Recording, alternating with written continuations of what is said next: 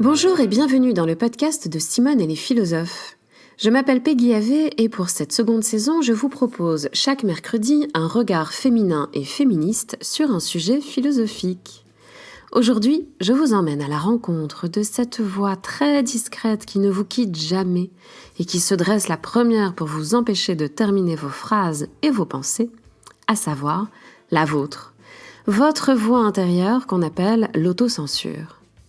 Dans l'épisode précédent, nous avions vu comment l'interruption systématique des femmes sur des sujets considérés comme intellectuels est une pratique patriarcale ordinaire qui invisibilise les idées des femmes en leur coupant le son, si je puis dire. Nous avions esquissé quelques parades et je vous avais notamment invité à user de l'insolence pour terminer ces phrases auxquelles on nous demande de renoncer. Mais qu'en est-il de ces interruptions systématiques que l'on s'inflige soi-même? Celles que nous nous adressons à nous-mêmes lorsque nous désapprouvons ce que nous sommes pourtant en train de penser. Par exemple, lorsque nous écrivons un texte ou lorsque nous écrivons un podcast. Il ne suffit pas d'être seul pour formuler nos pensées jusqu'au bout, car dans la solitude, on se heurte à autre chose qu'à un interlocuteur qui vous coupe la parole, on se heurte à soi-même et à sa propre censure intérieure. Or, admettre et surmonter l'autocensure semble encore plus difficile que de déconstruire les rapports de pouvoir que nous subissons. Car qui peut nous aider à lutter contre cette voix enfouie en nous, celle à laquelle nous nous sommes identifiés et qui contrôle ce que nous exprimons? Comment identifier cet adversaire intérieur qu'est l'autocensure et comment la combattre? Je vous propose de creuser cette question en découvrant comment l'écrivaine anglaise Virginia Woolf s'y est prise pour vaincre son autocensure, d'après son propre témoignage qu'elle partage dans une conférence intitulée « Des professions pour des femmes ».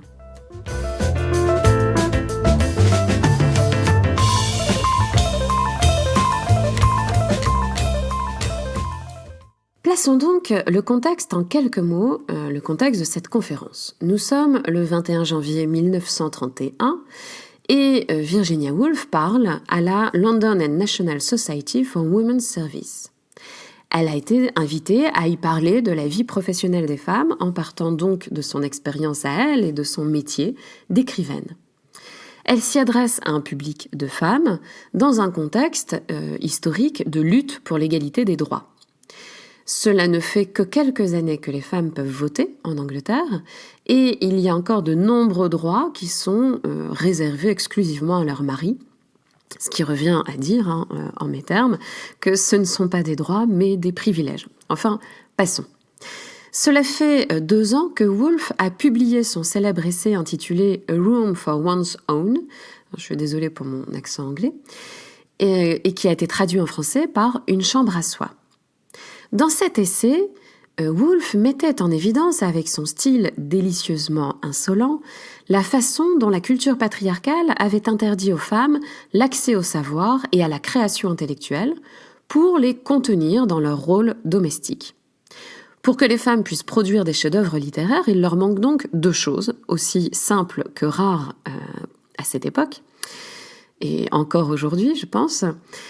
Il leur manque donc premièrement, un espace dans lequel elles peuvent écrire sans être interrompues, c'est-à-dire une chambre à elles, un espace dans lequel elles peuvent écrire sans être interrompues, et une rente qui leur épargne d'avoir à servir leur mari pour subvenir à leurs besoins.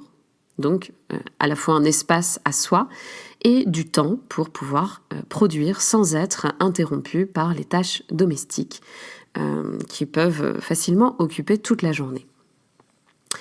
Voilà en quelques très maigres mots les conditions matérielles dont les femmes ont besoin pour exercer des métiers artistiques et intellectuels. Mais ces conditions matérielles ne suffisent pas à rendre possible le métier d'écrivain.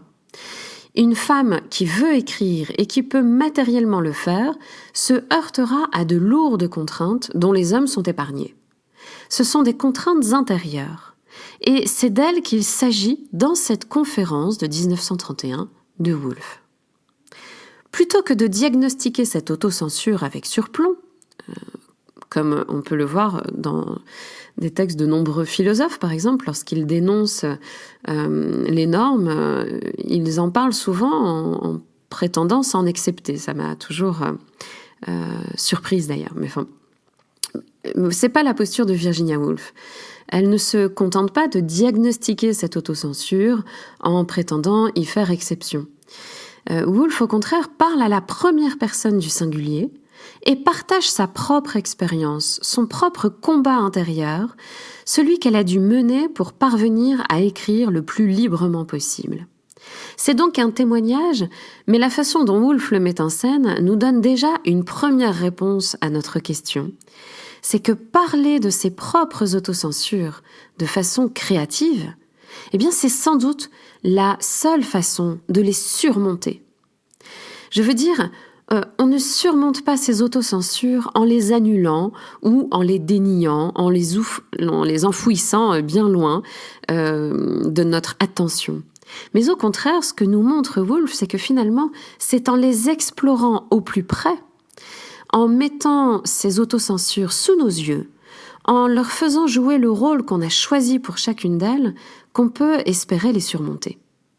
Et cela, eh bien, c'est donc déjà une réponse que personnellement je vois dans ce texte lui-même, avant même de vous présenter son contenu. C'est déjà une réponse qu'incarne ce texte de Woolf, qui n'énonce pas, mais matérialise par son œuvre la possibilité de surmonter l'autocensure. Maintenant, entrons dans le cœur de notre question, c'est-à-dire comment identifier cette autocensure et comment s'en émanciper.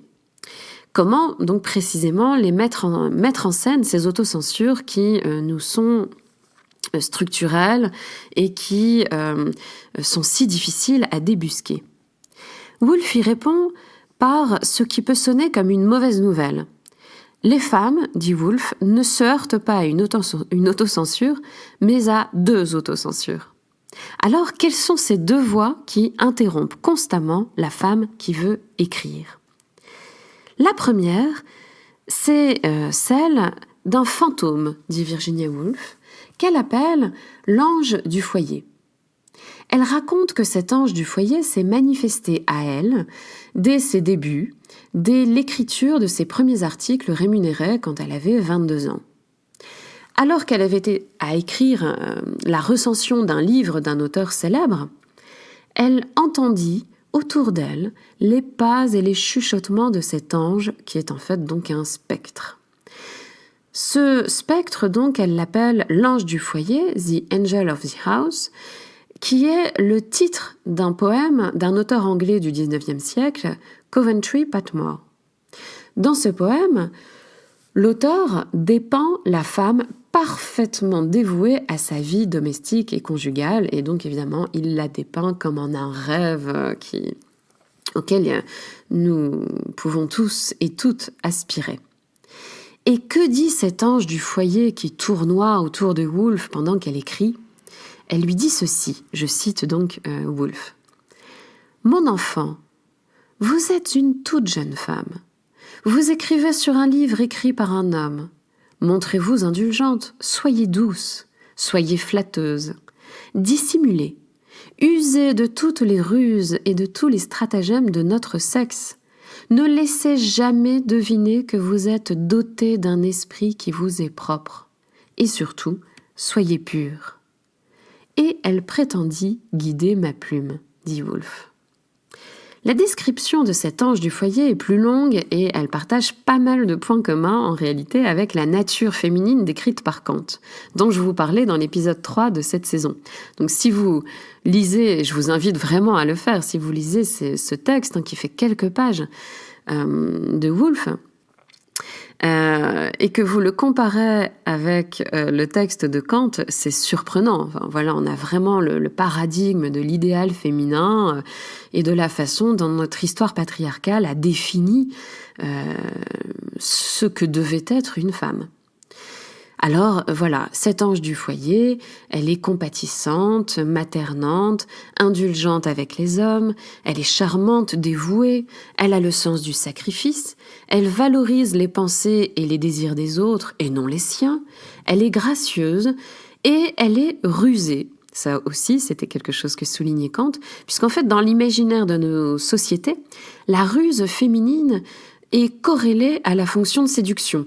Puisque la femme est faite pour séduire, la fonction de son intelligence, c'est de déployer une ruse qui va lui permettre de plaire.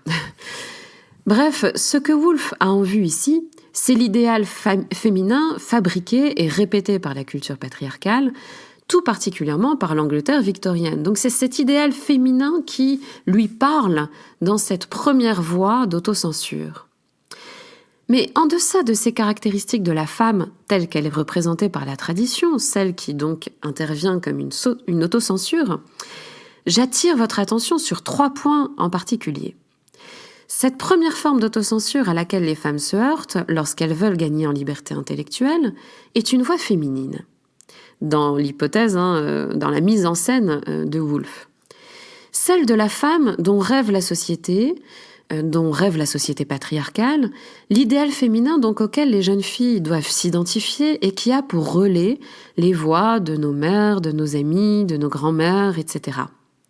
Je le souligne car on peut avoir tendance à minorer le fait que pour une femme, s'émanciper des normes patriarcales, c'est souvent d'abord désobéir à des voix de femmes qui ont incarné des parts de cet idéal féminin et qui sont aussi des voix de femmes qu'on a pu intérioriser parce qu'on les a aimées, qu'on les aime encore même. Deuxièmement, cet ange du foyer interrompt l'écriture pour en prendre le contrôle. Et elle le fait non pas en condamnant directement et violemment, ce qui ne collerait pas avec son personnage, mais en infantilisant la femme qui écrit. En d'autres termes, sa manière d'interdire, c'est d'infantiliser. « Mon enfant », dit-elle, dans la phrase de Woolf. C'est une position à laquelle on se retrouve souvent quand on est une femme, même à un âge avancé dans la vie d'adulte. L'infantilisation va avec l'habitude de corriger, d'expliquer à la femme ce qu'elle doit faire. Il est tout à fait ordinaire de s'adresser aux femmes en les traitant comme des enfants, ce qui évidemment les encourage à penser qu'elles ne sont pas autonomes, qu'elles ne sont pas à la hauteur du métier auquel elles aspirent, qu'elles ne sont pas capables de trouver par elles-mêmes le moyen de produire ou le meilleur moyen pour elles de créer ce qu'elles veulent créer, etc. Donc l'infantilisation justifie qu'on interrompt la femme dans ce qu'elle est en train de faire, puisque on considère qu'elle va gagner à se soumettre à ce qu'on lui explique, puisque c'est dans son intérêt. Le troisième point est celui qui m'a le plus frappé parce que Woolf dit en 1931, et en des termes clairs, une thèse qui paraîtrait trop radicale et trop polémique encore aujourd'hui. Ce qui en dit long sur les limites des progrès que nous avons faits. Cette thèse de Woolf, et qui est aussi une trame du travail dont je vous fais part dans ce podcast, c'est que l'asservissement des femmes consiste à les déposséder de leur esprit, à leur confisquer durablement l'usage de leur propre pensée, par moult pratiques, et premièrement en les décourageant. Et donc on les décourage en les interrompant. Pour séduire, ou même juste pour être acceptables, les femmes apprennent vite et à leurs dépens qu'elles doivent faire semblant d'être plus passives et plus bêtes qu'elles ne sont. Et c'est cela que souligne Virginia Woolf ici. Et justement, cette voix intérieure qui vient réprimer l'écrivaine, de quoi la met-elle en garde ? Je cite Virginia Woolf, « Ne laissez jamais deviner que vous êtes doté d'un esprit qui vous est propre. » Parce que qu'est-ce qui se passe ? Eh bien, cet esprit, c'est ce qui fait peur et c'est ce qui va gâcher le charme de la femme dans l'idéal féminin. Dans le texte, Woolf formule à un moment que l'ange du foyer est la figure des faux-semblants, c'est-à-dire des faux-semblants que l'on attend des femmes pour qu'elles jouent leur rôle et qu'elles s'y cantonnent. Pour Woolf, donc, l'enjeu de l'émancipation féminine, c'est la possibilité d'user de son esprit à soi, c'est-à-dire d'une pensée qui ne répète pas les idées des hommes, alors même que c'est cela qu'on attend des femmes. L'usage d'une pensée donc en acte, et d'une pensée à la première personne du singulier. Celle-là même que notre ange du foyer veut nous interdire. Alors comment Woolf s'est-elle dégagée des griffes doucereuses de cet idéal féminin intériorisé ? Eh bien par un crime, raconte Woolf, ce qui ne rassurera pas les personnes qui y verraient un geste un peu radical. Un long crime, précise Woolf, car ce n'est pas facile de tuer un fantôme. C'est une voix qui lui revenait souvent alors même qu'elle pensait s'en être débarrassée. Tuer l'ange du foyer qui est en nous ? Je redoute que vous me trouviez un peu trop radical de vous transmettre ce conseil. Mais comme elle l'ajoute elle-même, ce n'est que de la légitime défense. Car si on ne tue pas cette autocensure, c'est notre esprit qu'on tue. Je cite Virginia Woolf, « Si je ne l'avais pas tuée, c'est elle qui m'aurait tuée. Elle aurait détruit le cœur de mon écriture, car je me rendais compte, dès que je prenais la plume, même la recension d'un roman exige que l'on ait un esprit à soi, que l'on exprime sa vérité à soi sur les relations humaines, la morale, les hommes et les femmes. Il faut un esprit à soi pour tenir un propos intellectuel honnête, quel que soit son domaine. C'est donc une légitime défense dont on se passerait bien, puisque, si elle n'était pas incontournable, évidemment, pour sauver notre peau. Et on s'en passerait bien parce que tout ce temps pris à la légitime défense est un temps que les hommes, eux, peuvent consacrer à des activités immédiatement plus intéressantes. C'est donc une perte de temps douloureuse pour les femmes, mais incontournable, indispensable pour sauver notre peau, c'est-à-dire pour sauver notre liberté intellectuelle. Et je recite encore Virginia Woolf, « Tuer l'ange du foyer faisait pour les femmes partie du métier d'écrivain. » Ce temps pris à tuer cette figure de l'autocensure aurait été plus utile à autre chose comme voyager ou apprendre le grec. C'est en tout cas ce que dit Woolf, mais c'est incontournable. Et ce que j'aime ici, c'est la modestie de Woolf, car si on a une conscience féministe, si l'on sait identifier cet ange du foyer qui veut nous commander intérieurement, par la déconstruction, on l'identifie cet ange du foyer, on peut se sentir honteuse de ne pas avoir su l'éradiquer en un tour de main. On peut donc essayer de ne pas en parler, de l'occulter. Pour échapper à la honte, on pourrait tomber dans le déni des normes qui nous habitent et se contenter de les dénoncer à l'extérieur sans les voir en nous. Or, il me semble que c'est justement là une activité autocritique importante, un geste philosophique qu'accepte Woolf. Et d'ailleurs, elle en fait une matière créative. Reconnaître qu'on ne fait pas exception et que l'engagement dans la déconstruction ne suffit pas à émanciper par lui-même. Et qu'on parvient peut-être d'autant mieux à déconstruire cet ange du foyer si on accepte qu'elle ait nécessairement trouvé une place en nous au cours de notre éducation.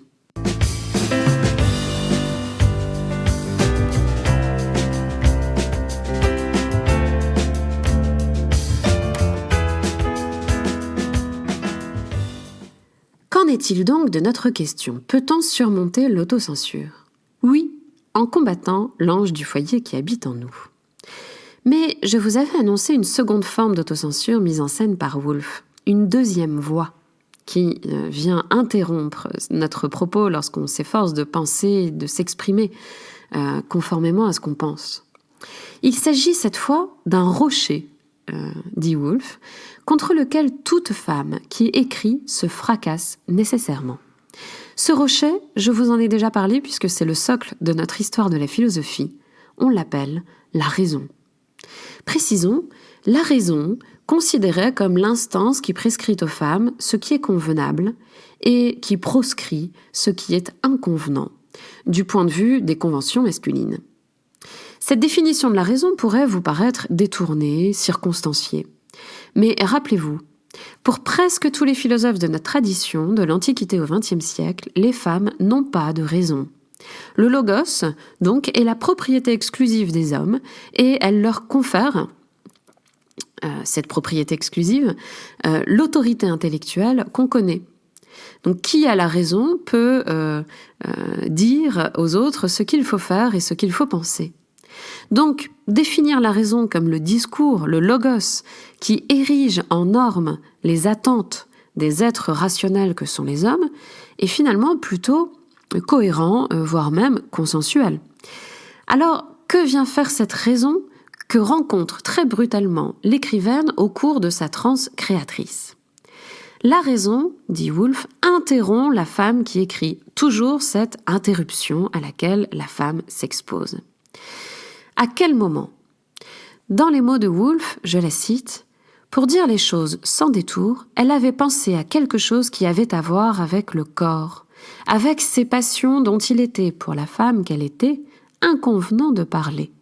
Les hommes, lui disait la raison, allaient être choqués. » Qu'est-ce donc que la raison? Eh bien, c'est le discours, cette autocensure, qui met en garde les femmes contre la réprobation masculine. Au moment incontournable, durant son travail de création littéraire, où il sera question de son corps à elle, de ses désirs à elle, la voix de la raison dira à la femme que c'est inconvenant. L'expérience féminine n'est pas une matière littéraire pertinente pour la culture patriarcale. J'attire votre attention sur l'interruption encore ici.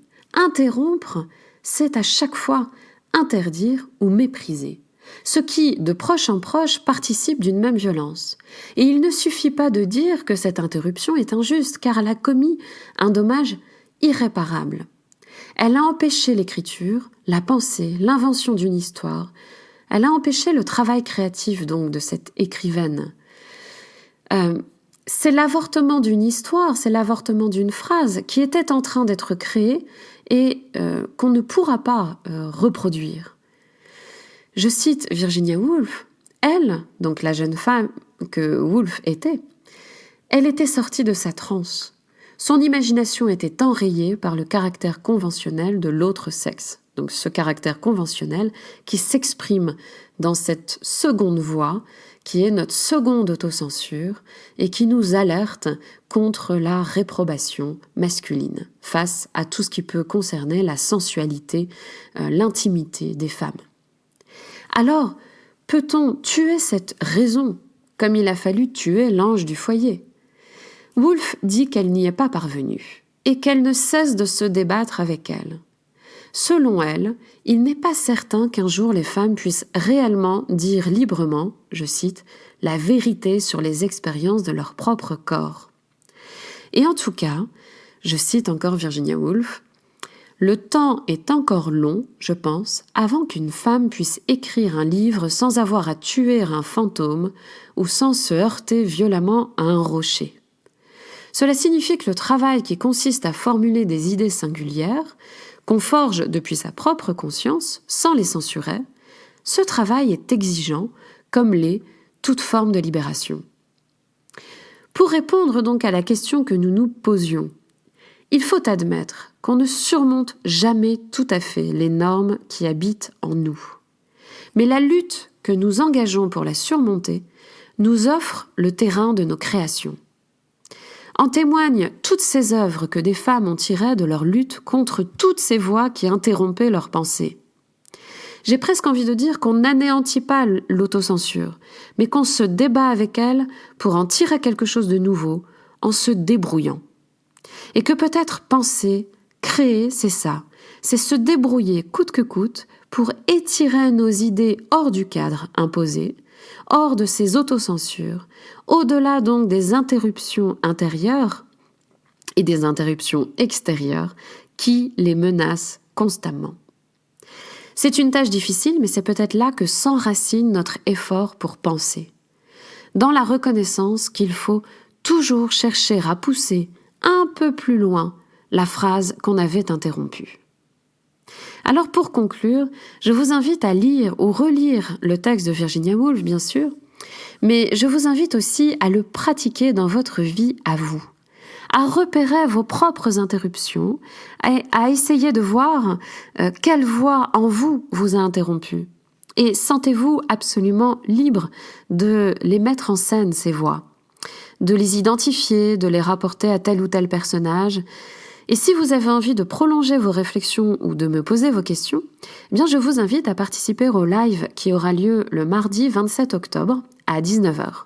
C'est le live mensuel du Club de Simone, donc il suffit pour y participer de vous abonner et je vous enverrai le lien pour que nous nous retrouvions dans une salle virtuelle.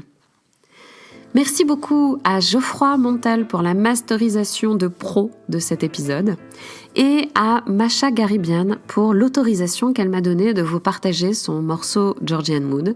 Je vous laisse justement avec elle et je vous dis à mercredi prochain. Prenez bien soin de vous.